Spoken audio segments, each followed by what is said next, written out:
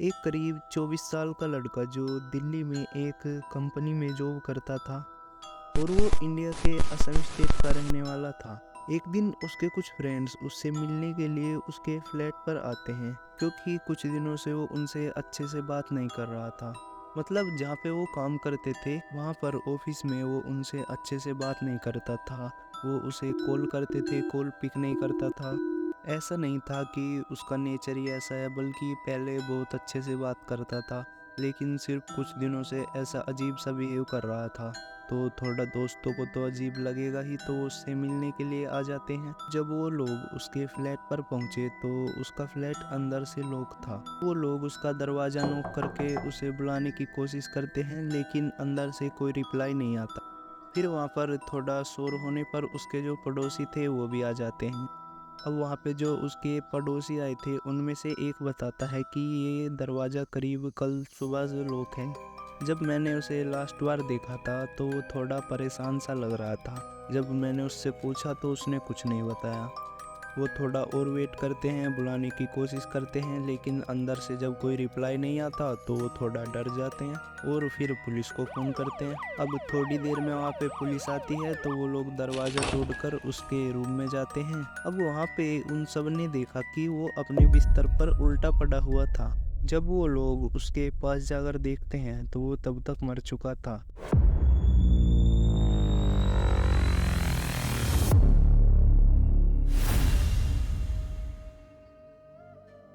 फिर पुलिस उसकी बॉडी को तो अपने साथ ले जाती है और जो उसके दोस्त थे तो उनसे उसके बारे में पूछताछ करती है, उनके घर वालों के बारे में पूछते हैं। तो वो बताते हैं कि उसके घर वाले असम में ही रहते हैं। फिर पुलिस उसके घर वालों से भी पूछताछ करती है, लेकिन उन्होंने भी यही बताया कि हमारी भी कुछ दिनों से अच्छे से बात नहीं हुई और करीब 2 दिन से तो कुछ भी बात नहीं हुई थी। लेकिन उसका जो पड़ोसी था वो पुलिस को एक अजीब सी बात बताता है कि कुछ दिनों से इसके रूम में एक अजीब सा सॉन्ग बजता था। लेकिन पुलिस जब उसका रूम चेक करती है तो वहाँ पर ऐसा कुछ भी नहीं मिलता, सिर्फ एक उसका गाने सुनने का होम थिएटर था। अब जो डॉक्टर उसकी फोरेंसिक जांच कर रहा था वह बताता है कि इसकी मौत हार्ट अटैक से हुई है और पुलिस को भी उसकी मर्डर का कोई भी सबूत नहीं मिलता है। लेकिन जो उसके दोस्तों ने और उसके पड़ोसी ने बताया कि यह कुछ दिनों से परेशान था और एक अजीब सा सॉन्ग इसके रूम में बजता था। अब पुलिस इसको एक हार्ट अटैक मानकर ही बंद करने वाली होती है, लेकिन करीब 2-3 दिन बाद एक और ऐसा ही केस आता है। उसमें भी एक ऐसा ही नॉर्थ ईस्टर्न लड़का जो दिल्ली में ही रहता था, उसकी भी हार्ट अटैक से मौत होती है। और अजीब बात तो ये थी कि उसमें भी एक ऐसा ही अजीब सा सॉन्ग सुनने का पता चलता है। अब पुलिस इन दोनों केसों को आपस में जोड़कर इन्वेस्टिगेशन करती है। तभी उसके एक और दिन बाद ही एक ऐसा ही सिमिलर केस पुलिस के पास आता है, जिसमें वो लड़का भी हार्ट अटैक से मरता है और वो भी नॉर्थ ईस्टर्न था। अब ऐसे करके ये बात मीडिया में भी लीक हो जाती है और पुलिस के ऊपर और प्रेशर आता है कि ऐसा क्यों हो रहा है। और पुलिस कुछ भी नहीं कर पा रही थी क्योंकि ना तो उस म्यूजिक का कोई एविडेंस मिल रहा था और जितने भी लड़कों की डेथ हुई थी वो तीनों नॉर्थ ईस्टर्न थे और अपने घर से दूर दिल्ली में जॉब करते थे। ऐसा करते करते करीब 15 से 18 दिन के बाद 7 डेथ्स हो जाती हैं, जिसमें सब के सब नॉर्थ ईस्टर्न थे, जिनमें 5 लोग ऐसे थे जो जॉब करते थे और 2 स्टूडेंट्स थे। अब इस केस की इन्वेस्टिगेशन तो चली रही थी और पुलिस को इस केस में कुछ भी हासिल नहीं हो रहा था। लेकिन करीब 6 दिन बाद एक और लड़की की बॉडी मिलती है, लेकिन उसमें थोड़ा इन सबसे केस अलग था क्योंकि जो वो लड़का था वो भी था तो नॉर्थ ईस्टर्न ही, लेकिन वह अपनी फैमिली के साथ दिल्ली में ही रहता था और वो थोड़ा सा मेंटली वीक था। उसकी एज भी इनमें सबसे कम थी और उसके घर वाले पुलिस को बताते हैं कि उसके कमरे में कोई भी अजीब से गाने की आवाज़ नहीं आई थी। लेकिन उसकी बॉडी के पास पुलिस को एक छोटा सा अजीब सा स्टिकर मिलता है जिसके ऊपर एक अजीब सी स्माइली बनी थी। उस स्टिकर के पीछे कुछ लिखा हुआ था और इस लड़के के हाथ में से थोड़ा सा खून निकल रहा था। अब इस केस में पुलिस को एक अजीब सा स्माइली स्टिकर और इसके पीछे जो कुछ लिखा था वो मिला था। उस स्टिकर के पीछे जो कुछ लिखा था, पुलिस ने उसकी जांच की तो वह एक सॉन्ग का नाम था और ये सॉन्ग भी अजीब सा था, जैसा करीब करीब उन लोगों ने बताया था।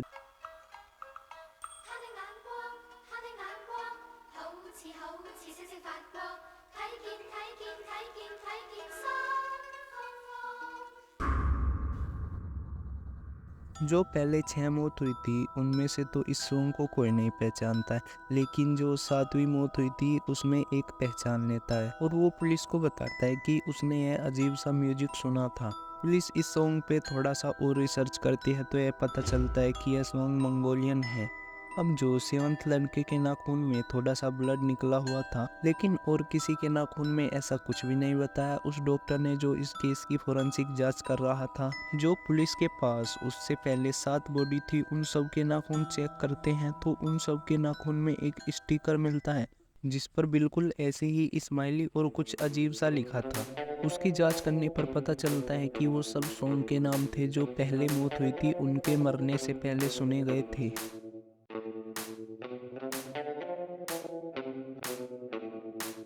जो पुलिस में मेन ऑफिसर्स होते हैं वो आपस में इस बारे में बात करते हैं कि जो ये डॉक्टर हैं इस केस की फोरेंसिक जांच कर रहे हैं, इनसे इतनी बड़ी चूक कैसे हो सकती है, जबकि इस डॉक्टर ने बोला था कि बॉडी की जांच तो पूरी अच्छी तरह से की गई है, लेकिन इसको ये स्माइली स्टिकर क्यों नहीं मिले। जो ये 3 पुलिस के मेन ऑफिसर्स थे, इनको डॉक्टर पर थोड़ा शक होता है कि इसने ऐसा क्यों किया। तो जो फोरेंसिक जांच में डॉक्टर का जूनियर स्टाफ होता है, पुलिस उनमें से एक आदमी को बुलाकर पूछताछ करती है। फिर वो उस डॉक्टर के बारे में बताता है कि किसी भी बॉडी की जांच जूनियर डॉक्टर को नहीं करने देते हैं, बल्कि इससे पहले जो भी केस हम पे आए थे उनमें तो कभी ऐसा नहीं किया। और बाकी आप लोग तो जानते ही हैं कि ये डॉक्टर थोड़ा सा सन की माइंड का है। अब पुलिस उस जूनियर डॉक्टर को तो जाने देती है और पुलिस सीक्रेटली जांच शुरू कर देती है। तो सबसे पहले उन तीनों ऑफिसर्स में से एक ऑफिसर उस डॉक्टर से फ्रेंडशिप करना शुरू करता है, मतलब उसके थोड़ा क्लोजली रहना शुरू करता है। अब वो ऑफिसर देखता है कि इस डॉक्टर का नेचर थोड़ा अजीब सा है, मतलब छोटी छोटी बातों पर अपने नौकर को जो उसके घर पर काम करते थे उन पे गुस्सा करता रहता है। एक दिन जब वह ऑफिसर उस डॉक्टर के पास उसके घर पर था तो वो डॉक्टर कुछ देर के लिए उस ऑफिसर को छोड़कर कुछ काम के लिए बाहर आता है, करीब 5 से 10 मिनट के लिए। तो जो उसके घर में उसका नौकर काम करता था, पुलिस वाला उससे पूछता है थोड़ा सा फ्रेंडली वे में उस डॉक्टर के बारे में। तो थोड़ी बात करने पर वह बताता है कि साहब का नेचर बहुत अजीब है, बिना बात चिल्लाते रहते हैं। और उस घर में एक कमरा था, उसकी तरफ इशारा करते हुए वह नौकर बताता है कि ये जो रूम है इसमें साहब घंटों घंटों तक रहते हैं और कभी भी किसी को इसके अंदर नहीं जाने देते। हम लोगों ने तो ये रूम अंदर से कभी देखा तक नहीं और पता नहीं दरवाजा बंद करके अजीब अजीब गाने चलाते रहते हैं। तभी डॉक्टर वापस आ जाता है। फिर उसके अगले दिन वो ऑफिसर उस नौकर से मिलता है और उसको वो सॉन्ग सुनाता है जो उन डेड बॉडी के नाखून में मिले स्टिकर पे पीछे लिखे हुए थे। तो सुनने के बाद वो नौकर बताता है कि मैं ये तो नहीं जानता कि ये वही सॉन्ग है, लेकिन ऐसे ही अजीब अजीब से ही होते हैं। अब पुलिस उस नौकर को कहती है कि तुम उस रूम की चाबी किसी भी तरह से हमको दे दो। वो पहले तो नहीं मानता, लेकिन थोड़ा डराने पर मान जाता है। जब एक दिन डॉक्टर घर पर नहीं होता है तब वो उस रूम की चाबी लेकर पुलिस को बुला लेता है और जब वो लोग रूम में एंटर होते हैं तो वो देखते हैं कि